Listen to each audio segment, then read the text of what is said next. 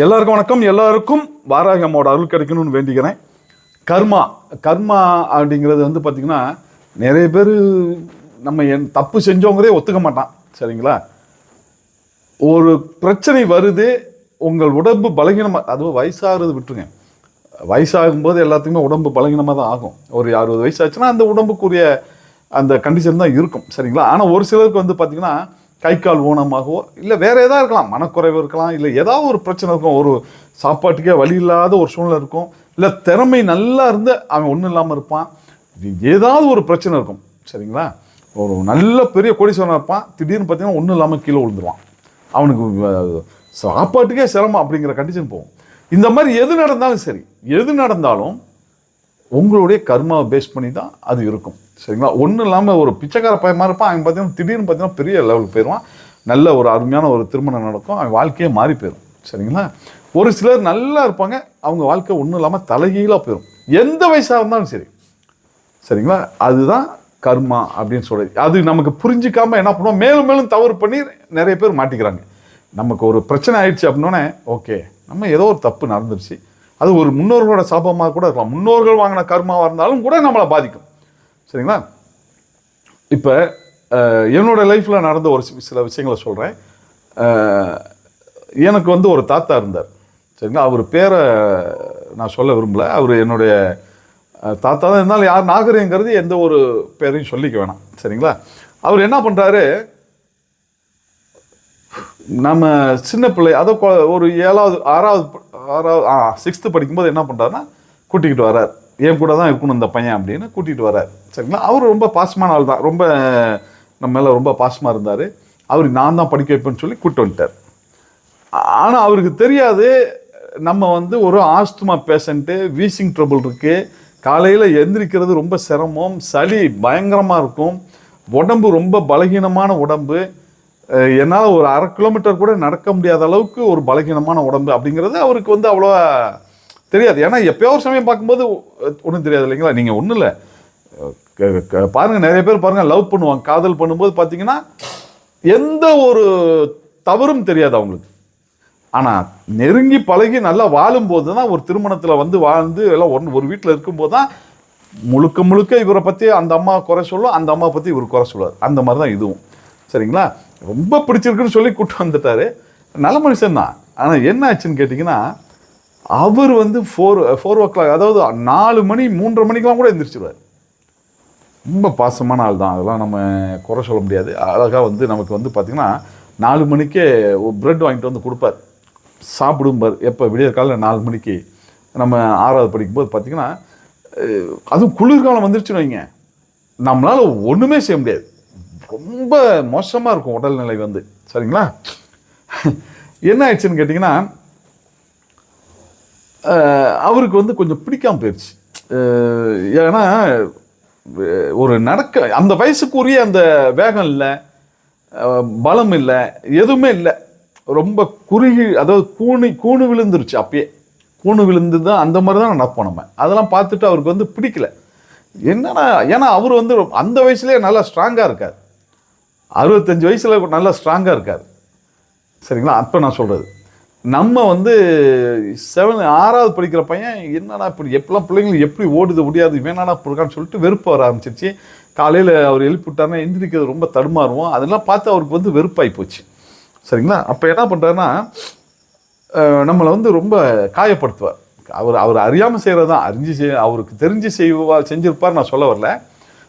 கர்மா அப்படிங்கிறத பற்றி நான் பேசுகிறேன். சரிங்களா? அவர் வந்து நல்லவர் கெட்டவருங்கிறதெல்லாம் நான் பேச வரல. இப்போ அவர் என்ன பண்ணுறாருன்னா, கோவத்தில் வந்து கெல்ட்டு பயலாட்டம் இருக்குன்னு சொல்லி எப்போ பார்த்தாலும் அந்த வார்த்தையை சொல்லிட்டு, அப்புறம் கெல்ட்டு பயல போடா அப்படி இப்படின்னு கண்ணா அப்படின்னான்னு ரொம்ப அவர் வந்து வெறுத்து பேசுவார். ஆனால் அவர் பேசுவார் ஓகே, ஆனால் கேட்குற நமக்கு எப்படி இருக்கும் பாருங்கள். ஒரு 6வது படிக்கும்போது பொழுதுக்கும் இப்படி ஒருத்தர் திட்டிக்கிட்டே இருந்தால், அப்போ நம்மளுடைய மனநிலை எந்த மாதிரி இருக்குன்னு பாருங்கள். சரிங்களா? ரொம்ப கஷ்டப்படுவோம், என்னடா இவர் இப்படி பேசுகிறாரு, என்னடா பண்ணுறது, ஒன்றுமே புரியாது, ரொம்ப தடுமாறும். சரிங்களா? அப்புறம் என்னாச்சு, அப்போல்லாம் உங்களுக்கு தெரியும், நம்மலாம் வந்து ஒரு 20-25 வருஷத்துக்கு முன்னாடிலாம் பார்த்தீங்கன்னா, 25 வருஷத்துக்கு முன்னாடி 5 பைசாவுக்கு மிட்டாயெல்லாம் விற்றது அப்போலாம், 5 காசு. சரிங்களா? அப்படி இருக்கும்போது நம்ம அந்த காசு வந்து எங்கேயாவது இருக்கும் எடுத்துகிட்டு போயிடுவோம். இப்போ நீங்கள் கேட்போம், கொடுக்கலன்னா எங்கேயாவது இருந்துச்சுன்னா எடுத்துகிட்டு நம்ம போட்டு போயிடும். அப்போ அது தெரியாது, அதுக்கு பேர் திருட்டுன்னு. நம்ம வீடு அப்படிங்கிற மாதிரி அந்த மைண்ட் செட்டில் தான் எடுத்துகிட்டு போவோம் இல்லையா? இந்த ஒரு சின்ன விஷயம் அவர் நினச்சிருந்தா திருத்தி இருக்கலாம், இது தப்புப்பா அப்படி இப்படின்னு சொல்லி புரிய வச்சிருக்கலாம். ஆனால் அது என்ன ஆகி போச்சுன்னா, இவன் திருட்டு பையன்னு சொல்லி அந்த மாதிரியான ஒரு ஒரு அந்த கோபத்தில் பேசுறது தான். அது எல்லாத்துக்கு முன்னாடி அப்படி பேசும்போது என்ன ஆகுதுன்னா, நம்ம ஏதோ ஒரு பெரிய தொகையை திருடிட்டு போயிட்ட மாதிரி பார்ப்பான். அப்படி தானே பார்ப்பாங்க இல்லைங்களா? 5 காசு வேணா ஏதோ மிட்டாய் வாங்கி சாப்பிட்றதுக்காக வாங்கினா அப்படின்னு நான் சொல்ல போகிறாங்க. அப்படி சொல்ல மாட்டாங்கல்ல. ஆமாம், இப்போ வந்து இப்படி திருடனாவே என்ன, அப்புறம் அவ்வளோதான், முடிஞ்சு போச்சு இல்லையா? அப்போல்லாம் பார்த்தீங்கன்னா நம்மளுடைய மனநிலை வந்து ரொம்ப ஒரு ஒரு ரொம்ப ஒரு எப்படி சொல்கிறது, யார்கிட்டையும் பேசுகிறதுக்கு நமக்கு வராது. சரிங்களா? எங்கேயும் போக தோணாது, என்ன பண்ணுறதுன்னு தெரியல. அப்படி ஒரு மோசமான மனநிலை. படிக்க தோணலை, எதுவுமே தோணாது நமக்கு. பேசாமல் போய் செத்து போயிடலாங்கிற மாதிரி இருக்கும். அப்பயும் அதுவும் தெரியாது என்ன பண்ணுறதுன்னு. அப்போ பாருங்க, இப்படியே பண்ணி இதுக்கப்புறம் பார்த்தீங்கன்னா இன்னும் மேற்கொண்டு அவர் பண்ண அந்த அந்த ஒரு சில வார்த்தைகளால் நம்ம ரொம்ப ரொம்ப கஷ்டப்பட்டுட்டோம். சரிங்களா? அதெல்லாம் சொன்னோம்னா ரொம்ப லேட் ஆகும். அப்போ அதோடைய விளைவுகளாக நான் ரொம்ப கஷ்டப்பட்டேன். சரிங்களா? அதுக்கப்புறம் வந்து பார்த்தீங்கன்னா அதில், அதாவது கெட்டதுலேயும் நல்லதுன்னு சொல்லுவாங்க. இப்போ நீங்கள் ஒரு விஷயம் வந்து உங்களுக்கு வந்து ஒரு கெட்டது நடந்துருச்சுன்னா, அதாவது ஒரு பிரச்சனை இருக்குன்னா அதில் உங்களுக்கு கண்டிப்பாக லாபம் இருக்கும்.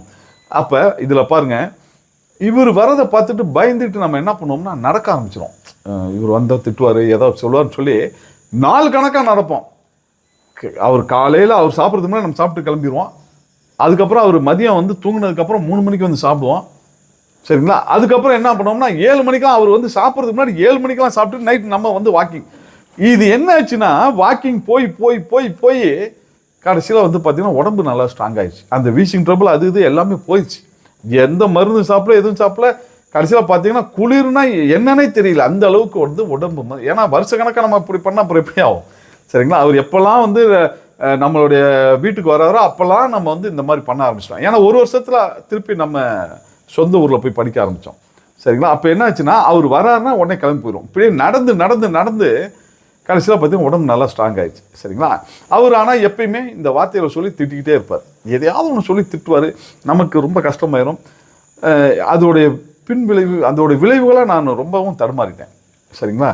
அப்போல்லாம் நான் நினச்சிருக்கேன், என்னடா இவர் இப்படிலாம் பேசுகிறாரு, இவர் என்ன பண்ணுறதுன்னு. நான் ஒன்று கடவுள்கிட்ட அப்பயே பொறுப்பு விட்டோம். அந்த சின்ன வயசுலேயே என்னன்னே தெரியாமையே சாமி பார்த்துக்கிட்டோம்.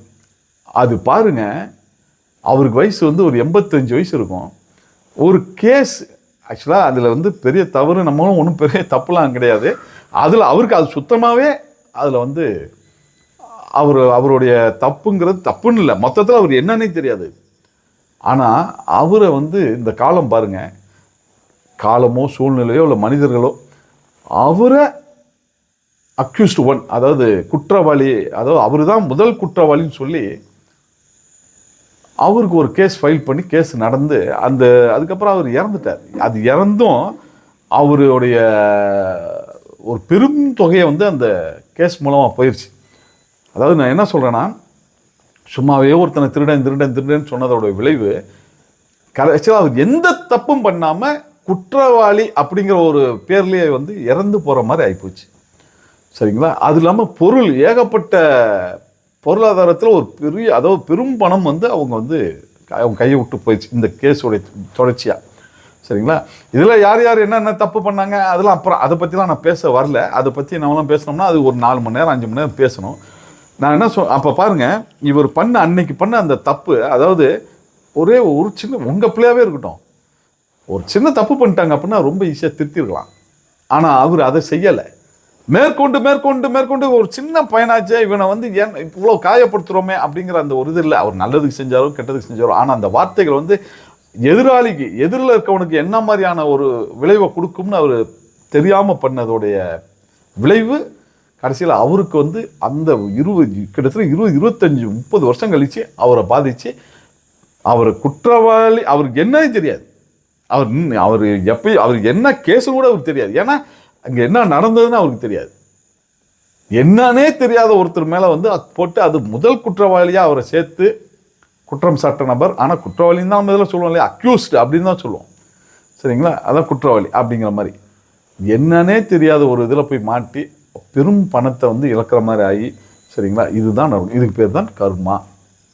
சரிங்களா, நீங்கள் என்னைக்கோ பண்ண அந்த தப்பு எதிராளியை எதிரில் இருக்கவனை எந்த அளவுக்கு காயப்படுத்துதுங்கிறத பார்க்கணும். உங்களுக்கு வேணால் சாதாரணமாக இருக்கும் ஒரு சில விஷயங்கள் நீங்கள் பண்ணுறது இல்லை உங்களோட செயல். ஆனால் அது அவனுக்கு எதிரில் இருக்கவனுக்கு எப்பேற்பட்ட ஒரு காயத்தை கொடுக்குது, அவனுக்கு எப்பேற்பட்ட பிரச்சனை சந்திக்கிறான், அதை பொறுத்து உங்களுக்கும் அப்படி தான் அமையும்.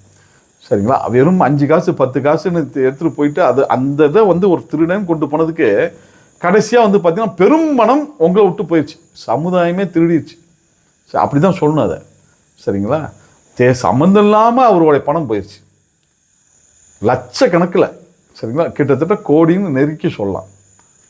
பாருங்களேன், அப்போ இது இப்படி தான் நடக்கும். இது அவருக்குன்னு இல்லை, எல்லாத்துக்கும் நடக்கும்.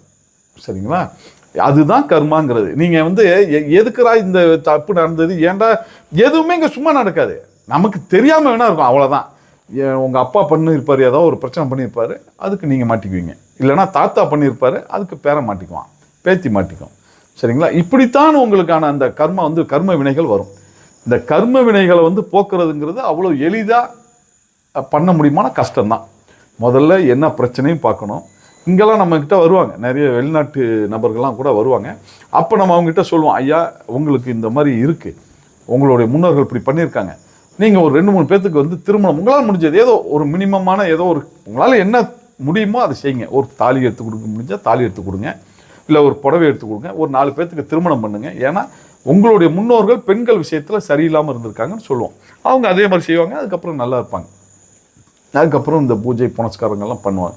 சரிங்களா, அதுக்கு அந்த கர்ம வினைகளை போக்குறதுக்காக, அது குறைக்கிறதுக்காக செய்வாங்க. சரிங்களா, அந்த மாதிரிலாம் நம்ம இந்த கோயிலையே நம்ம செஞ்சு கொடுத்துட்ருக்கோம்.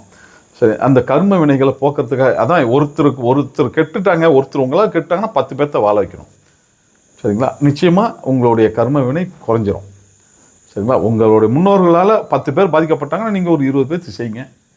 அதுக்கு தான் நம்ம வந்து அன்னதானம் போடுங்கிறது. ஏன்னா பொதுவாக அன்னதானம்னு ஒருத்தவங்க உங்கள் இதை சாப்பிட்டு வயிறு நிறைஞ்சு சந்தோஷமாக போனாலே உங்களுடைய பாவம் குறையும் அப்படிங்கிறது ஒரு பொதுவான ஒரு விதி. சரிங்களா, அதுக்கு தான் அன்னதானம் கோயிலெல்லாம் போடுறதெல்லாம் அதுக்கு தான். சரியா, அப்போ இந்த உங்களுக்கு ஒரு பிரச்சனை வந்த உடனே நான் என்ன தப்பு செஞ்சேன், இங்கே வரவங்க கூட அப்படி தான் சொல்லுவாங்க, நான் என்ன தப்பு பண்ணேன், எனக்கு எதுக்கு இந்த தண்டனை, நிறைய பேர் அப்படி சொல்லுவாங்க. அது நீங்கள் பண்ண தப்புக்கா இல்லையாலாம் சொல்ல முடியாது, அவங்க முன்னோர்கள் பண்ணதாக கூட இருக்கலாம், அதுக்கு நீங்கள் அனுபவிக்கிறீங்க, அவ்வளோதான். சரிங்களா, ஒரு சிலர்லாம் பாருங்கள் கை கால் நடக்க முடியாத மாதிரி ஆயிரும். ஒரு சிலர் பிறக்கும் போதே பார்த்தீங்கன்னா அதாவது மூளை குறைபாடோடு பிறப்பாங்க. சரிங்களா, ரொம்ப கஷ்டமான ஒரு இது இருக்கும். சரிங்களா, அதுக்காக வந்து என்ன பண்ண முடியும், யாரோ பண்ண ஒரு தவறு நமக்கு வந்து பாதிக்குது, அப்படி தான் நினச்சிக்கணும். நம்ம வந்து அந்த கர்ம வினையை போக்கக்கூடிய இடத்துல நீங்கள் இருக்கீங்க. சரிங்களா, நீங்கள் உங்களுடைய பிறப்பை வந்து இந்த மாதிரி ஏதோ ஒன்று ஆயிடுச்சு, இல்லை ஏதோ ஒன்று ஆயிடுச்சுன்னா உங்கள் பிள்ளை சரியில்லைன்னா நீங்கள் அதுக்கெல்லாம் கவலைப்பட வேணாம். ஏன்னா கடவுள் இந்த இதோட நமக்கு அந்த பொறுப்பை கொடுத்துருக்கான்னு நினச்சிக்கோங்க. சரிங்களா, நிச்சயமாக ஒரு நிம்மதியான ஒரு மனநிலையிலையாவது இருக்கலாம்.